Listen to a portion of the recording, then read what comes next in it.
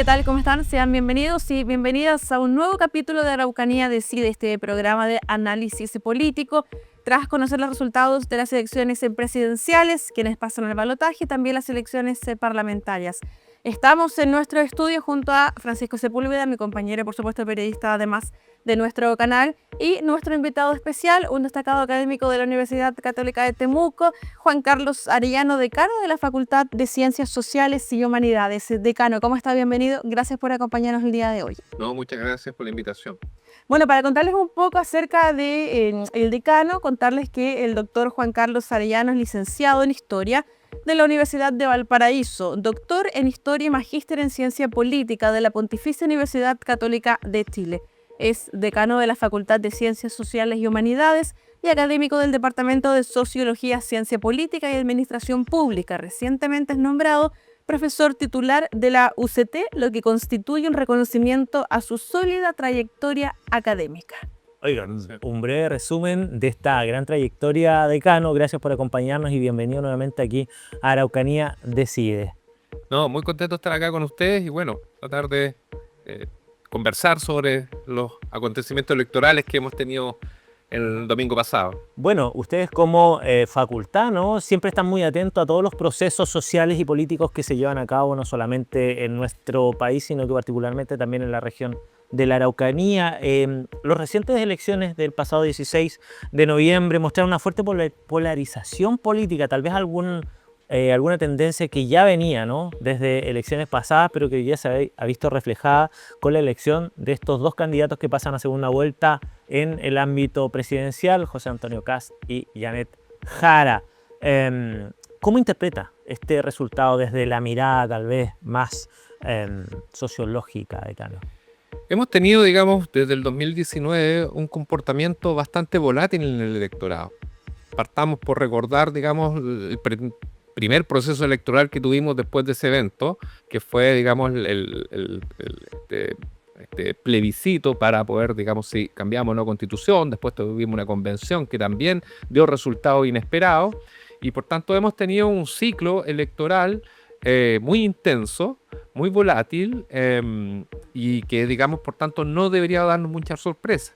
Claramente hoy día hay elementos de polarización porque si uno analiza un poco los resultados del domingo, ¿qué es lo que observa? Básicamente que los partidos, digamos, que están, digamos, en un eje izquierda-derecha más próximo a los polos, están más fortalecidos en términos de votos y cupos que tuvieron tanto en el Senado como en la Cámara de Diputados. Si a eso sumamos el evento, digamos, sorpresivo de Parisi, también tenemos algo nuevo en el fenómeno, o digamos, no sé si nuevo es la palabra, pero algo que se hace más evidente, que a partir de un voto obligatorio tenemos un electorado muy desapegado ideológicamente, muy crítico, digamos, de las élites políticas tradicionales y que muy reacio, digamos, a estos procesos y se manifiesta de alguna manera en estos candidatos que golpean con fuerza, digamos, a la clase política tradicional y al sistema político en general. Sí, de hecho, justamente lo conversamos también recientemente con Germán, el director del Centro de Políticas Públicas de la Universidad Católica de Temuco, decano. Hay harto que analizar, hay varios puntos sorpresivos, como también se señalaba, hartas sorpresas, porcentajes llamativos, por ejemplo, este denominado fenómeno Parisi, ¿cierto?, que sorprende con casi el 20% de las preferencias, pero queremos también preguntarle respecto a la participación. Más de un 85%, hubo largas filas durante toda la jornada en diferentes puntos del país, harta espera. ¿Se debe esto quizás solamente al voto obligatorio después de muchos años o realmente quizás ha crecido el interés por la política? O sea, claramente estamos hablando en un contexto de voto obligatorio.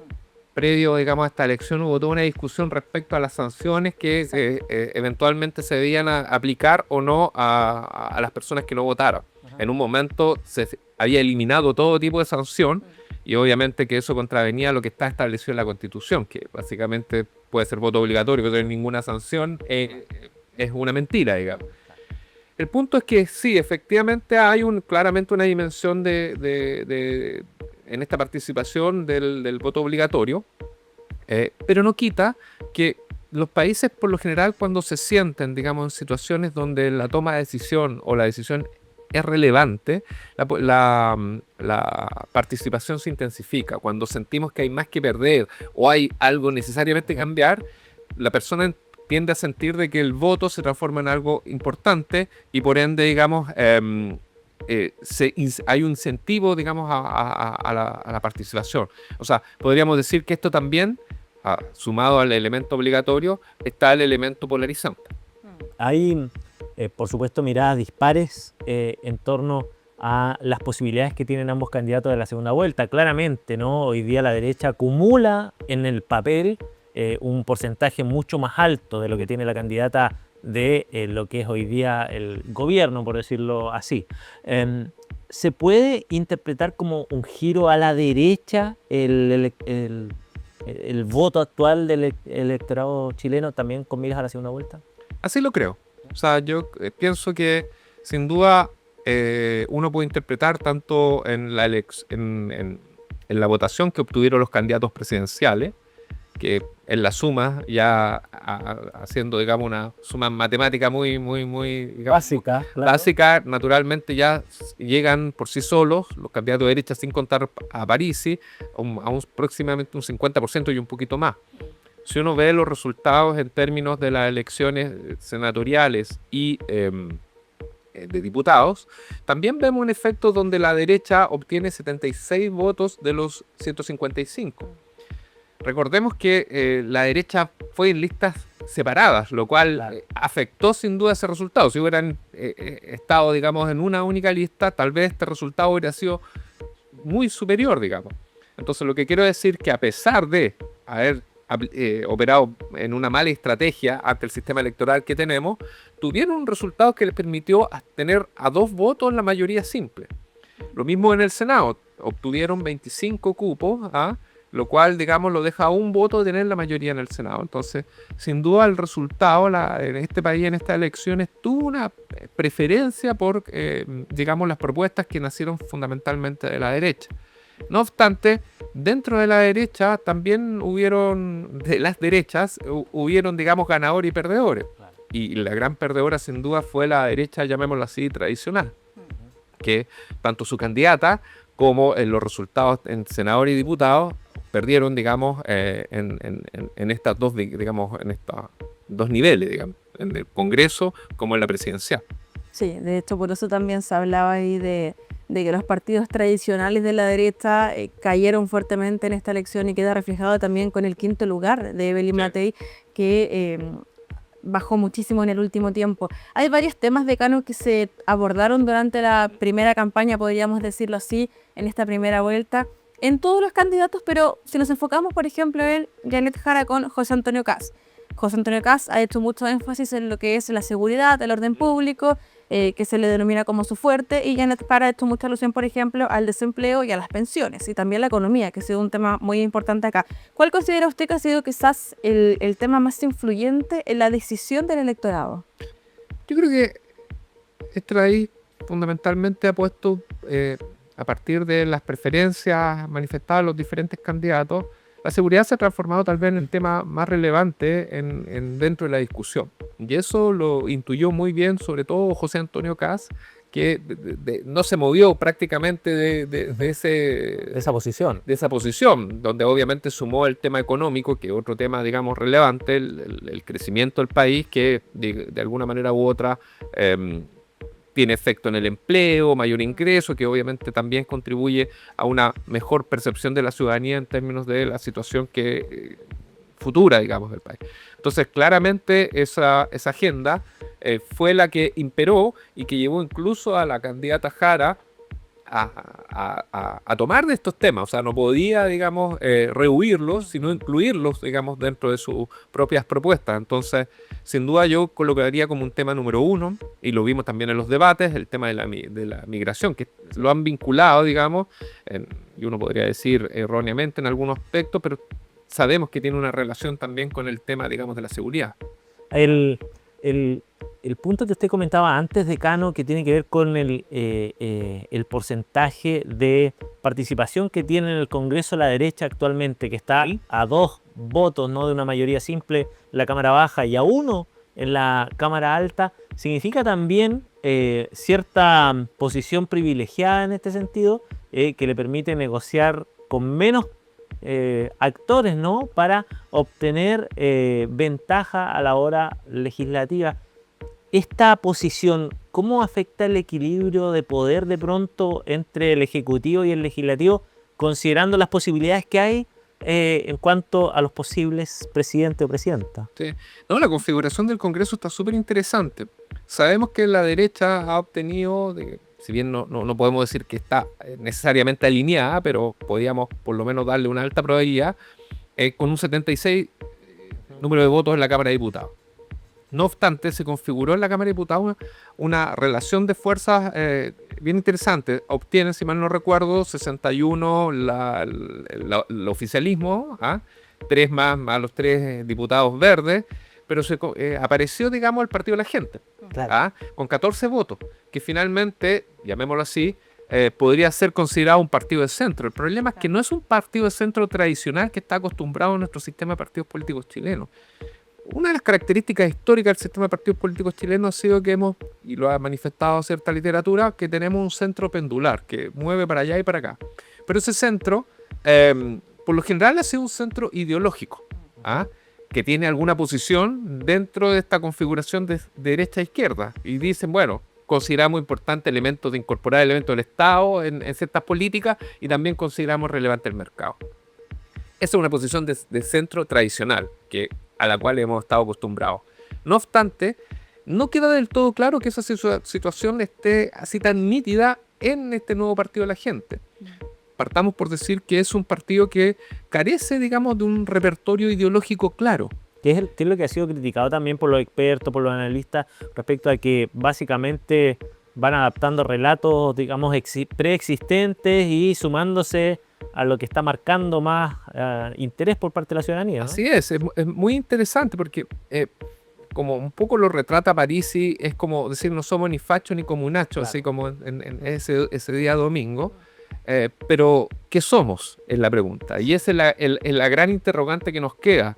Partamos por señalar también que el Partido de la Gente obtuvo 6 o 7 cupos en la elección pasada y terminó diluyéndose y cada uno de los parlamentarios que tuvieron representación se renunció a su partido. Creo que quedó uno solo. Y eso habla de esa fragilidad ideológica porque claramente frente a ciertos temas no hay nitidez de cuál es la posición.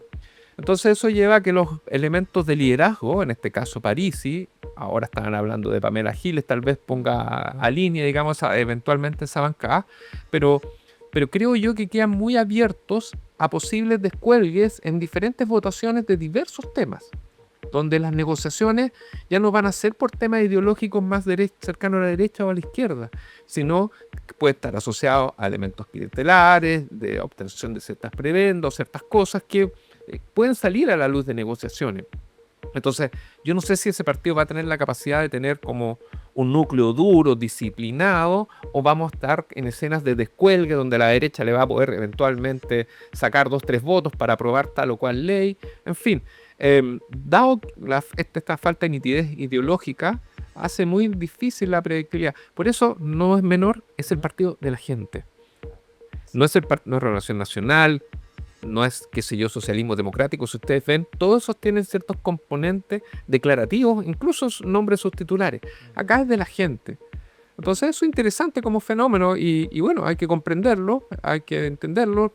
Puede que vaya mutando y transformándose en algo más sólido, no lo sé, pero por el día de hoy deja muchas interrogantes. Bueno, el ahora ex candidato Franco Parisi también ha evitado inclinarse por Janet Jara o José Antonio Kast, pese a que algunos, por ejemplo, parlamentarios electos han manifestado ya su apoyo de manera pública, pero él de hecho ha dicho, hizo la invitación, salgan a la calle, hagan la pega. Les comentó ahí, les envió el mensaje Franco Parisi a ambos candidatos, invitándolos. Además hay un programa que también lo conversábamos con Francisco, más allá de su participación o no, que confirmó Janet Jara. Claro, José Antonio Kast por el momento no estaría participando. De hecho, Franco Parisi también obtuvo la mayoría de los votos en Arica, Parinacota, Tarapacá, Antofagasta y Atacama, y la quizás nueva apuesta o estrategia de ambos candidatos que van al balotaje es ir en busca de esos votos. Y por eso se habla posiblemente quizás de una nueva derecha, porque hay votos que se han inclinado por José Antonio Kast, otros por Janet Jara, y puede ser que quizás por ninguno de los dos, y puede ser nulo blanco, que también es una posibilidad, acá nada está dicho. Así es.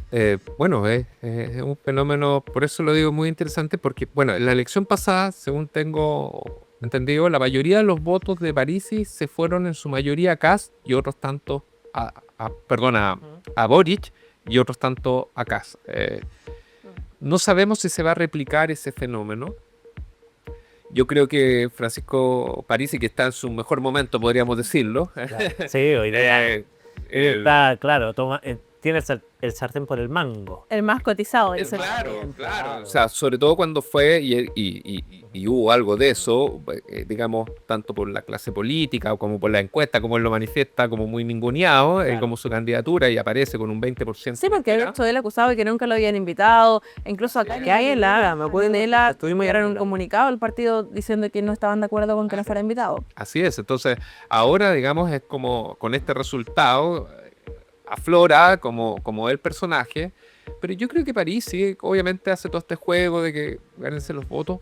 Su respuesta final va a ser la libertad, digamos, del electorado, porque no le corre, digamos, es poner en riesgo su capital político muy fácilmente frente a cualquier candidatura, ya sea el día de mañana, si es que Kast, atendiendo un poco la encuesta, sale presidente, cargar esa mochila de que él apoyó a Kast, o en el caso se apoya a Jara, que en el caso que no salga, de una derrota. Exacto. De una eventual. Entonces, creo que la posición más cómoda es no casarse con nadie, y creo que, pienso yo, atendiendo un poco los cálculos políticos de que podría hacer él, es refugiarse más bien con el poder que hoy día tiene en el Congreso, con esa... Con esos 14 cupos que tiene. que básicamente le significan la llave a cualquier agenda legislativa. De hecho, una parlamentaria electa por la Araucanía también, Partido de la Gente. Hay un punto ahí, decano, que usted mencionaba que tiene que ver también con las encuestas, que claramente quedaron al debe respecto a los resultados y también han sido objeto de cuestionamiento por parte de la clase política, también de los analistas, respecto a que básicamente estuvieron muy lejos de los resultados, ¿no? O sea, si examinamos la mayoría de las encuestas, en las puntas acierta. Ya. O sea, sabíamos que Janet Jara tenía un porcentaje y en eso fueron consistentes. Sabíamos que Kast tenía, digamos, cierta ventaja, y sabíamos que los candidatos como Artés o Minami y Mike Nicholson, Harold, estaban como los últimos. Eso no cambió. Lo que cambió fue lo que estaba en medio. Entre medio, claro. Ahí parece que hay un tema, un problema de las encuestas de no poder detectar bien ese comportamiento, digamos. Ahí está claramente, erraron por todos lados. Creo que hay una, no sé si Pulso Ciudadano, no me recuerdo muy bien la encuesta, que medianamente en un momento presentó a Parisi bastante competitivo, pero la mayoría y todos erradamente nos hicimos la sensación de que no existía esa candidatura o no tenía el nivel de competencia que finalmente tuvo. Entonces, claro, hay un problema de medición y que tiene que ver con este voto volátil y obligatorio, que es muy difícil de capturar la encuesta a partir de ciertas muestras, porque son votos que se les definen muchas veces en el día o el día antes, por decirlo de alguna manera, de la elección. ¿Fue la mejor apuesta de Franco Parisi mostrarse como el candidato de centro? O sea, yo creo que la mejor apuesta fue presentarse como el candidato de la gente, porque no sé, insisto en la idea de que se está presentando como el candidato de centro, sino el candidato ajeno a todas las fuerzas políticas tradicionales, con un discurso, digamos, que hizo mucho sentido en el norte. Es sorprendente eso, el apego territorial que tiene esta candidatura, y que habla mucho que el país está en términos electorales muy quebrado. O sea, hay una realidad de Santiago y una realidad de regiones que se nota cada vez más y se hace más intensa en estas elecciones. Y Parisi, yo creo que su apuesta en esta idea de partido de la gente, ajeno, digamos, a la ideología y partidos tradicionales, y que, insisto, no sé si es algo de centro, necesariamente como lo entendíamos tradicionalmente, fue sin duda, digamos, positiva. O sea, y eso, insisto, creo yo que es parte también de los resultados del voto obligatorio. Solo me recuerdo de un hecho más o menos parecido, no sé si ustedes son mucho más jóvenes, como sé decir, pero del resultado, digamos, de la elección del 90 cuando está Francisco Javier Errázuriz con el partido de Serafra Centro, FRA, que también era una figura muy particular en la política chilena y tuvo 1 millón de votos, que es muy parecido al resultado que tuvo París. Decano, para ir cerrando este primer bloque, bueno, a modo de resumen, quizás y preguntarle también el balance de esta primera vuelta y su visión respecto de lo que ocurre también en la Araucanía. O sea, creo que el balance que uno puede hacer es que era predecible que los vientos estaban jugando a favor de la derecha. El gobierno de Gabriel Boric ha tenido fuertes críticas en diferentes dimensiones. Pareciera una sensación de la ciudadanía de bastante cansancio respecto a los resultados que hasta el momento ha presentado el gobierno. Y por tanto, digamos, era predecible, y lo que no sabíamos, digamos, qué tipo de derecha eventualmente podría liderar esto, pero era predecible que la derecha tuviera los resultados que tuvo. En relación a la Araucanía, me llama la atención una situación de la Araucanía particularmente, que el arrastre que tienen las candidaturas que no necesariamente tienen un arraigo en la región. Esto del turismo electoral que ha sido ampliamente comentado. Que lo comentan algunos, sin hacer un juicio valorativo, Claro. pero claramente me llama la atención porque, por ejemplo, lo sucedió con Felipe Cassa anteriormente, que tuvo una alta votación, y ahora lo vemos con Rodolfo Kaiser, bueno, Carter, perdón. Pero Vanessa Kaiser tuvo, pero también. ella podría apelar que venía de la región. Claro. Hay un vínculo, por lo menos, ahí.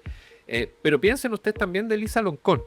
Claro. Sí. Loncón en un momento en el proceso estuvo antes que Celis, y Celis como que al último reflotó y quedó, digamos, dentro, digamos, de este grupo de 5 senadores.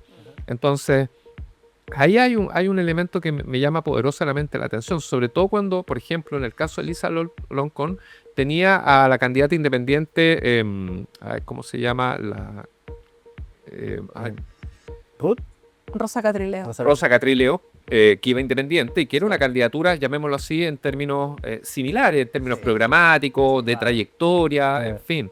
Pero naturalmente pareciera, y mucho más vinculada a la región, pero parece que el posicionamiento de Elisa Loncón, la vitrina que tuvo luego la convención, independiente de eso, digamos, que haya gustado o no en esta región, pero su posicionamiento y conocimiento juegan mucho a favor a la hora de la elección. Exactamente. Sí, totalmente. Solamente para finalizar respecto a la elección presidencial, ¿a Janet Jara le pudo haber jugado en contra haber sido ministra del actual gobierno, decano?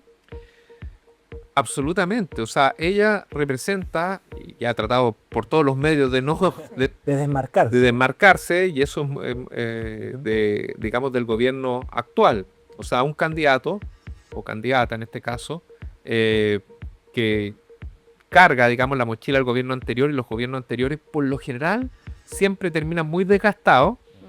Y por eso, digamos, es muy natural que las diferentes candidaturas y partidos traten un poquito de distanciarse, porque pasa esto, por lo general, y eso es lo que se ha visto con más fuerza en el último tiempo, que el electorado tiende a castigar al gobierno de turno.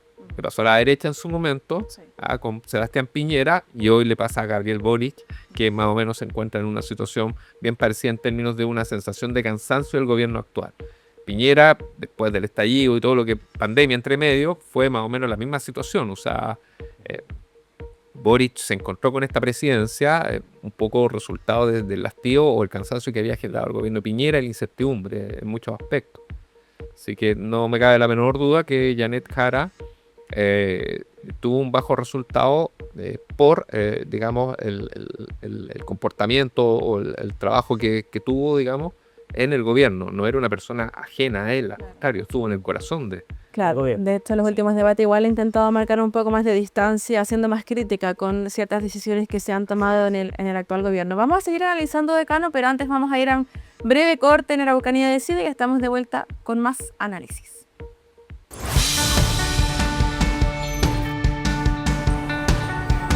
Desde el corazón de la Araucanía tenemos una gran noticia que compartir contigo. Nos cambiamos a una nueva señal, Canal 23. Más potencia, mayor cobertura para estar aún más cerca de ti. Seguimos siendo tu canal regional, misceláneo, educativo y profundamente cultural. Canal 23, más cerca, más fuerte, más Araucanía.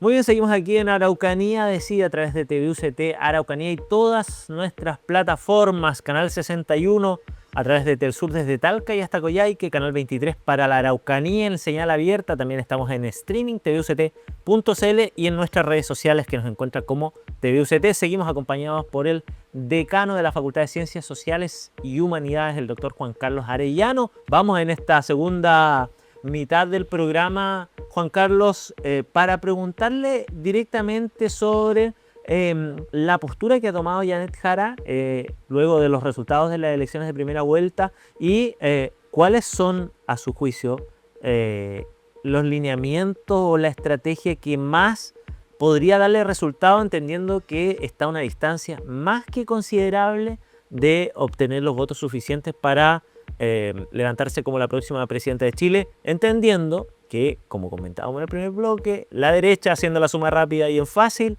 tiene un porcentaje que supera ampliamente el 50%. O sea, yo creo que Janet Jara va a tener que seguir reforzando su camino, que ya, digamos, ha dado señales de aquello, de que no es una candidata de la extrema izquierda. No es una candidata del Partido Comunista. Eso no significa que Deje de serlo. deje, digamos, su afiliación formal, digamos, me refiero, sino que programáticamente va a tener que demostrar que va a ser un gobierno, digamos, socialdemócrata para que pueda realmente competir y atraer votos que eventualmente puedan arrancar de una centroizquierda, digamos, que está, digamos, perdida. Tratar de rescatar muchos votos nulos, que eventualmente también se proyecta, podría verse en este próximo evento, y tratar de cautivar un poco de los descontentos de Parisi. Y ya hemos visto ciertas señales de incorporar ciertas medidas bajo el precio de los pañales, no sé, cosas así por el estilo, pero aún así creo que la tiene muy cuesta arriba. El rendimiento que tuvo en la primera vuelta es, digamos, muy malo, digamos, pensando en la evaluación que se le hizo no solo a su candidatura, sino al gobierno, y pensando por una fuerza de izquierda que va desde la ADC hasta el Partido Comunista. O sea, era un conglomerado partido que saca en esta primera vuelta un 26%, y sumando los votos, qué sé yo, de Artés, que naturalmente no van a ir a CAS, Sí. y que los de Marc Enrique Umenámin, que tienen alta probabilidad de que también se vayan con Jara, No ahí llega a estamos 30. sumando, con suerte 30, y dado que esto no es matemático, digamos, pero con suerte 30, y ahí todavía le queda mucho trecho cuesta arriba. Entonces, yo creo que tiene que mucho trabajar en esa imagen de una candidata moderada de centro izquierda. ¿Qué tan importante o cuánto podría influir en el votante estos dichos de Janet Jara de que podría eventualmente, si resulta electa presidenta, suspender su militancia en el Partido Comunista o dejar de militar, que es distinto. Yo creo que no sería una buena medida, porque sería poco creíble. Mm. Y eso, digamos, más que positivo, terminaría, digamos, siendo, digamos, un arma crítica hacia su postura. O sea, una persona que de alguna manera podría interpretarse le está tratando de engañar al país. Claro. Entonces, en ese sentido, creo que no sería a esta altura del partido, por decirlo de alguna manera, apropiado para, digamos, como acción a realizar. O sea, creo que le pasaría más la cuenta que en términos negativos, que la beneficiaría, digamos, en términos electorales. Claro, porque no se ha manifestado como un compromiso, sino que podría ser evaluado. Claro. O sea, por eso lo digo, o sea, si lo están evaluando y van a finalmente a declarar de que no es así, bien, o sea, tiene que seguir reforzando que es una candidata socialdemócrata de centro izquierda y que va a ser acompañada y reforzada en esa lógica con partidos de esa índole para poder atraer un voto que le fue esquivo y que se manifiesta desafecto, digamos, con la política tradicional. Y ahí tiene ella una ventaja, que ante ese voto desafecto, un poco París y aburrido de las élites tradicionales, Janet Jara tiene una ventaja por sobre la candidatura derecha que clara, y la ha hecho notar y saber, que es que, digamos, ella viene o proviene, digamos, de sectores sociales, digamos, más populares, más, digamos, de clase media, de clase trabajadora. Ella votó en Conchalí, ha dado como todas esas muestras de que no es parte de esta élite tradicional. Y ahí sí que tiene una ventaja, y tal vez eso es la idea que ella va a buscar reforzar, que es básicamente una candidata de sectores más sociales populares, más representativos, más igual que tú, como quien dice, Claro. que que una candidata, digamos, que se aleja, digamos, del Partido Comunista con esta acción de eventualmente de desafiliarse como para dar una señal. No creo que le traiga resultado. Decano, José Antonio Kast es visto como una figura de mano dura en temas de ley y orden principalmente. ¿Cuáles son los principales desafíos para poder convencer al electorado de centro, pero evitar también la polarización que podría movilizar a la oposición? O sea, yo creo que José Antonio Kast ha sido sumamente coherente en ese discurso y eso le ha dado resultado. De hecho, creo que muchos les van a manifestar en esta segunda vuelta que luego de haberse moderado mucho en la segunda vuelta ante la candidatura anterior con Boric, eso le jugó una mala pasada. No está en un terreno fácil Antonio Kast en términos de un discurso que, por un lado, trate de dejar satisfechos, por ejemplo, a sectores de Kaiser que quieren mantener, digamos, una posición dura frente a este tema, frente a la seguridad y otros temas, y otros que le dirán que para poder capturar, digamos, ciertos votantes que están o son más propensos, digamos, a una posición de centro, yo creo que él se va a mantener donde está. Eso ya le dio buenos resultados, es decir, va a seguir reforzando su idea de la seguridad y va a seguir reforzando esta idea de la economía. Se ha juntado, digamos, para darle más solidez esta pata coja que tenía con el tema económico, con sectores de derecha, y eso le va a beneficiar porque le va a tratar de dar más confianza a la ciudadanía de que tiene un equipo con quien va a evaluar ese programa que inicialmente parecía que tenía bastantes fisuras, pero con la incorporación de economistas de la derecha tradicional, llamémoslo así, que acompañaron a Matei, yo creo que eso lo va a poder sustentar, digamos, de buena forma. No obstante, creo yo, va a seguir manteniendo, digamos, el tema de la seguridad como punta de lanza y esta idea tal vez de gobierno de emergencia. De hecho, hay ciertas diferencias, quizás mínimas, pero igual diferencias con el ex candidato Johannes Kaiser. Han habido algunas reuniones con los comandos de también Evelyn Matei y del Partido Libertario con el equipo de el candidato Kast. ¿Podría ser eso quizás para José Antonio Kast, no sé si llamarlo una carga, pero un gran compromiso político en su campaña? ¿Sabes lo que tiene que hacer? No veo otra salida. Él tiene que congregar e incorporar en su gobierno estas tres derechas que existen. La que representa a él y que salió más fortalecida por sobre las otras, llámese la libertaria y la tradicional, de Chile Vamos. Y naturalmente los va a tener que incorporar en un futuro gobierno. ¿Va a tener que ceder en ciertos aspectos? Va a tener que ceder y tampoco creo que haya una mayor disonancia que ese otro tema. O sea, no siento que va a haber diferencias tan sustanciales como para decir que esto se va a transformar en un nudo. Claro. No, yo creo que los vientos soplan a su favor, digamos, en este tiempo, por tanto no le va a ser muy difícil acomodar las pequeñas, creo yo, diferencias que puedan tener entre, digamos, estas derechas que conviven en el día de hoy, digamos. ¿Ah? No creo que va a tener un gran problema en aquello. En el ámbito económico, no lo veo. En el tema de seguridad, las 3 candidaturas de derecha se manifestaron bastante duras y hicieron discursos bastante grandilocuentes en este aspecto. Entonces, no creo que ahí esté la tensión.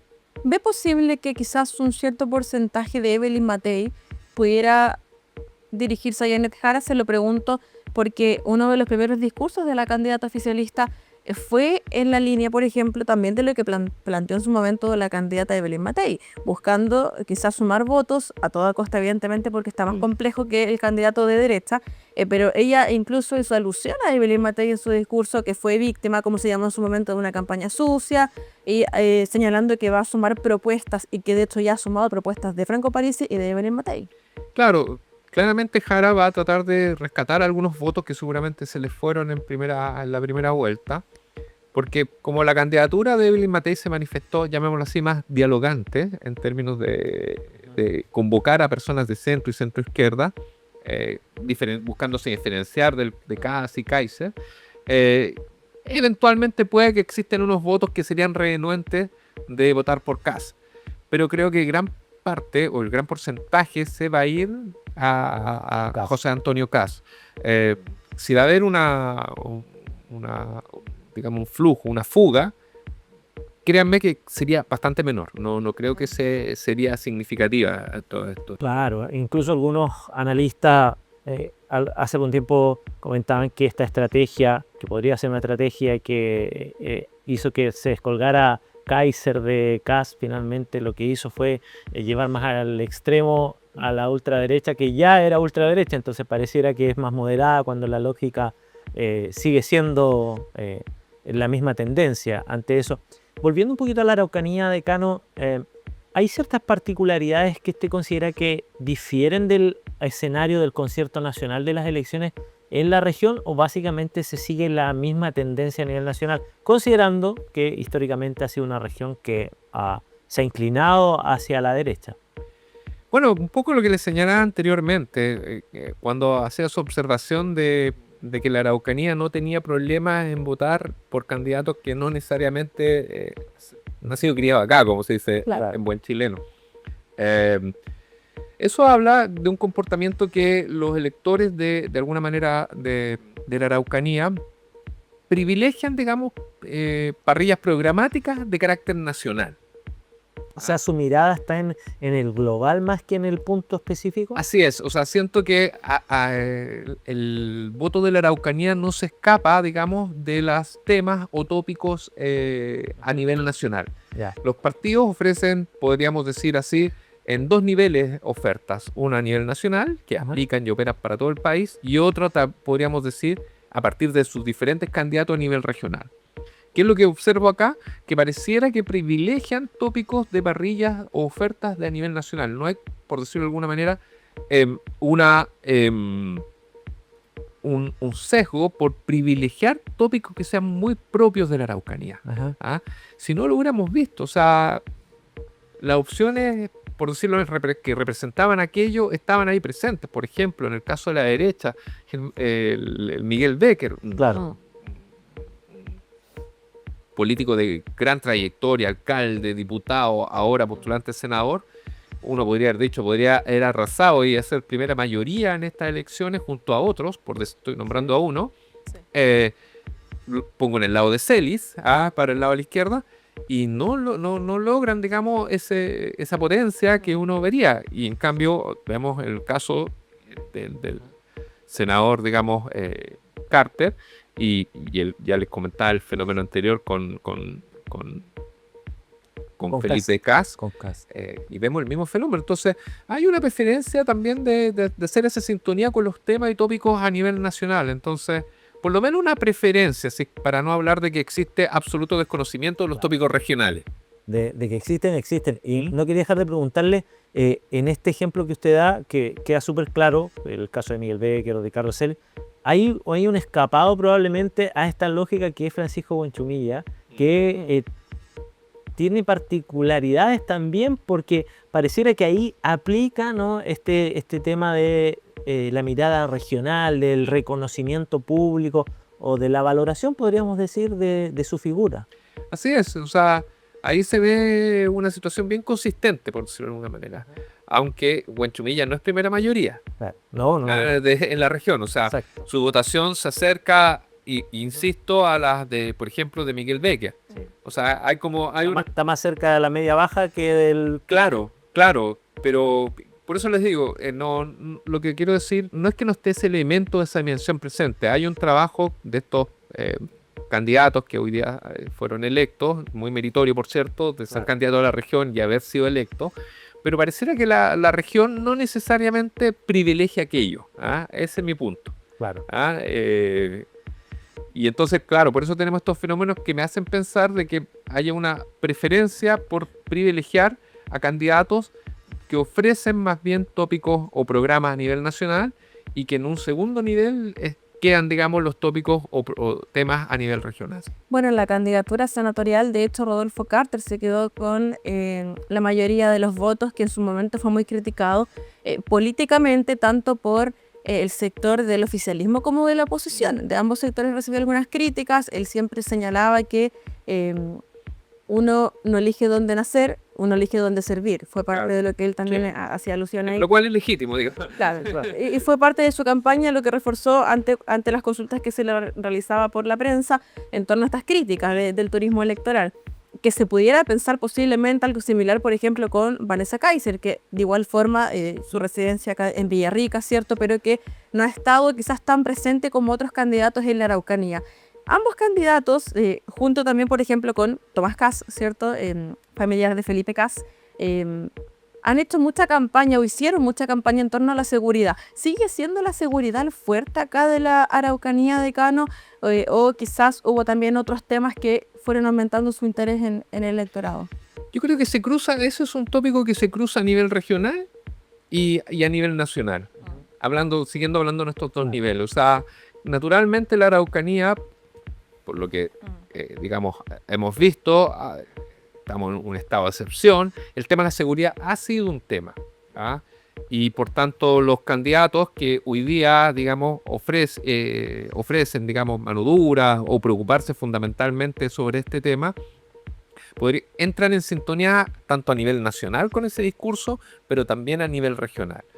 Entonces, ahí, llamémoslo así, hay una coincidencia, digamos, programática que hace más fácil el trabajo, en este caso, a los senadores a la hora de presentar cuáles son sus prioridades. ¿Ah? Y por tanto, ustedes ven que el resultado de alguna manera da cuenta de aquello. ¿Ah?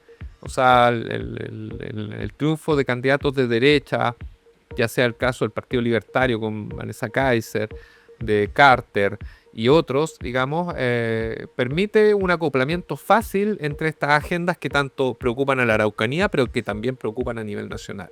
Decano, antes de ir cerrando, me surge otra duda que también se la quiero realizar. Poniéndonos en el caso de la elección presidencial, en ambos casos, tanto de Janet Jara como futura presidenta o José Antonio Kast como futuro presidente, teniendo en cuenta de que el Congreso queda conformado, me atrevo a decir, usted me corrige ahí si me equivoco, que a la derecha le fue mal con los partidos tradicionales, pero también a la izquierda, porque de hecho hay partidos que están en riesgo de desaparecer, al igual que la derecha. En ambos casos estamos hablando, por ejemplo, de la Cámara de Diputados y Diputadas, la derecha no obtuvo el resultado que quería y prácticamente depende del partido de la gente. Lo mismo con la izquierda, en donde tenemos, por ejemplo, solo 64 parlamentarios de 155, ¿cierto? Con baja participación el Partido Radical, la Acción Humanista y los regionalistas verdes. ¿Qué tan complejo podría resultar el trabajo coordinado con el Congreso en ambos casos, teniendo en cuenta estos resultados? O sea, hubo una baja de los partidos tradicionales de lado y lado. Estos partidos que tú citas, Evópolis, Renovación Nacional. Renovación Nacional, pero distinguiendo de Evópolis, el Partido Radical, que son partidos demócratas también, que Sí. estado, digamos, en esta situación, o en riesgo por lo menos, y otros, yo diría que ahí han sido tradicionalmente, no sé si la palabra es tradicional, han sido hasta el momento partidos pequeños, y que no tienen todavía una trayectoria, a diferencia del Partido Radical, pero que es una decadencia o un agotamiento, digamos, que hace mucho rato lo venía enfrentando. Pero yo subrayo más bien la baja en los partidos tradicionales de derecha, llámese UDI, Renovación Nacional, donde sí tuvieron un fuerte impacto, digamos, en la obtención de escaños y votos. Y también, y un poquito en menor medida, pero no menor, es el Partido Socialista y el PPD, que obtuvo, digamos, en relación, por ejemplo, con el Frente Amplio, menor número de cupos. O sea, se vieron debilitados frente a nuevas fuerzas como fueron los Frente Amplistas y los Partidos Comunistas. Entonces, naturalmente, si ustedes ven, la erosión se generó, llamémoslo así, en estos partidos que se colocaban más al centro. Entonces, eso sin duda es una señal que no quiere decir que van a morir estos partidos. La historia puede cambiar, pero el día de hoy están pasando por difíciles momentos. O sea, tanto para la izquierda como la derecha deben estar haciendo sacadas de cuenta muy duras internamente. Y por tanto a redefinir sus estrategias electorales y políticas, porque naturalmente si siguen con esta estrategia eventualmente podrían caer en situación de desaparición. No lo sabemos, pero porque la política es muy dinámica. La predicción de todo esto se hace muy difícil. Pero estas son señales importantes que los partidos o la toman para bien o digamos no son capaces de reaccionar. O aprenden la lección o mueren, digamos. Claro. Efectivamente. Yéndonos ya, cerrando el programa el día de hoy, decano, no queremos dejar de preguntarle en una mirada un poco más analítica, considerando que partimos la conversación con la polarización, ¿no?, de los resultados de las elecciones, dados los candidatos que teníamos enfrente. ¿Qué se juega Chile, considerando cualquiera de los dos posibles presidentes o presidenta? Además, sumando el elemento de que en los últimos 20 años hemos vivido en la alternancia en el poder, de derecha a izquierda históricamente después de la vuelta a la democracia. ¿Qué se está jugando realmente Chile en estas próximas elecciones, decano? O sea, yo soy de los que cree que estamos, algunos lo llaman, en un cambio de época, es un cambio de época, y que estamos en una parte, digamos, de ese proceso, que no se ha cerrado, y no sé si se va a cerrar, y no creo que se vaya a cerrar con este gobierno que viene.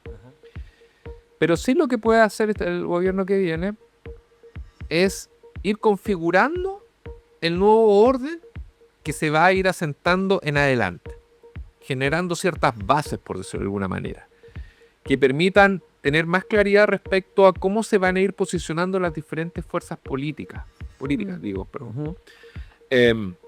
Entonces, yo creo que estamos en esa transición de reconfiguración del sistema político, donde fundamentalmente las fuerzas tradicionales se han visto desgastadas y tienen la posibilidad de revitalizarse y hacer un proceso, digamos, de transformaciones internas que les permitan tener una posición más clara frente a este nuevo, llamémoslo así, clivaje político que se está configurando el día de hoy. Y por tanto el nuevo gobierno va a empujar una agenda que, como ya lo han anunciado, eventualmente si es que sale José Antonio Kast, va a estar marcada por la seguridad y por la reactivación económica. Y yo creo que en ese sentido las fuerzas políticas van a tener que acomodarse, digo, las que se van en teoría a transformar en opositoras, cómo van a abordar este tipo de tópicos, qué posición real van a tomar frente a este tipo de temas. Es decir, frente a una ley de seguridad que tenga tal o cuales características, ¿van a apoyarla? ¿Van a ponerse en contra? ¿Cuáles van a ser los argumentos para oponerse? Porque ya no va a poder decir que los que ya se habían usado, porque estos electoralmente, esos ya fracasaron. Entonces, por eso digo, aquí se se comienza a sentar ciertas bases de cómo se va a ordenar el mapa político en adelante. Estoy hablando de 10 o 15 años más. Eso no significa que la derecha se va a eternizar en el poder, lo que significa que los términos de la discusión, de las ideas que están puestas en la mesa, se van a reordenar. Ese es mi punto. Bueno, y todo eso está por verse porque estamos ya entonces camino a la segunda vuelta presidencial el próximo 14 de diciembre. Decano, queremos agradecerle su tiempo el día de hoy, su compañía en Araucanía Decide junto a Francisco Sepúlveda para hacer un análisis político también en torno a lo que está ocurriendo tanto en la Araucanía particularmente como a nivel país con estos dos candidatos, Janet Jara y José Antonio Kast. Gracias por acompañarnos el día de hoy. Muchas gracias a ustedes. La pasamos muy bien aquí, como siempre. Nosotros igual, conocemos. Muchas gracias. Siempre aprendiendo mucho con el decano, doctor Juan Carlos Arellano. Agradecerle siempre su gentileza, también desearle mucho éxito en este cierre de año académico también, que siempre es desafiante en todo ámbito. Muchas gracias, decano. Pues, cuando quieran. Esperamos verlo también ahí muy pronto en nuestros programas. Bueno, con la presencia del decano entonces y Francisco comenzamos a cerrar Araucanía Decide. Gracias por la compañía y quédese muy atento porque pronto estaremos con más académicos.